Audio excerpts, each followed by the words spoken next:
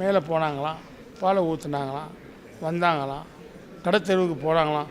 எங்கே பார்த்தாலும் ஒரு ரோல பாகிஸ்தான்காரர்களும் துணி விற்றுட்ருக்காங்க.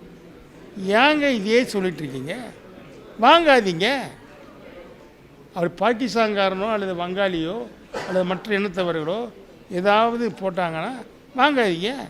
ஏன் குறை சொல்கிறீங்க? எங்களை பொறுத்த வரைக்கும் நான் அவங்கள்ட்ட கொடுக்கலைங்க. வந்து கடை கேட்குறவங்க நம்முடைய இந்திய இளைஞர்கள், இந்தியவர்கள் தான். நாங்கள் கடை கொடுக்கும்போது யார் வங்காளி, யார் பாகிஸ்தான்காரன், எவன் வெள்ளைக்காரனை பார்த்துட்டு இருக்க முடியும்?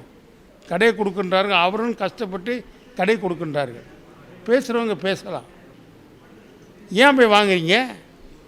அவங்கள்ட்ட ஏன் போய் வாங்குறீங்க? தமிழ்நாடு தான் நிறைய கடை போட்டிருக்காங்க. எத்தனையோ கடைகள் இருக்கின்றது.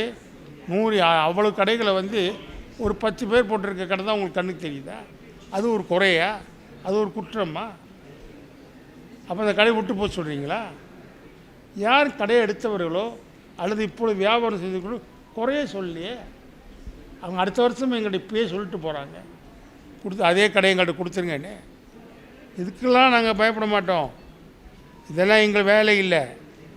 நாங்கள் அடுத்த வருஷமும் கடை கொடுக்கின்ற பொழுது யார் யார் தமிழர்கள் வருகின்றார்களோ அவர்களுக்கு கொடுப்போம். போக போக நாங்கள் இப்படி சும்மா போட்டு அதை எம்டியாக போட முடியாது. ஆகவே யார் வந்தாலும் கொடுத்துருவோம். அதுக்காண்டி பாகிஸ்தாங்க தான் வந்துட்டான். இது நாங்கள் என்ன யூனிட்டி கவர்மெண்ட்டில் இருக்கிறோம். நம்ம எல்லாம் ஒற்றுமையாக இருக்கும்.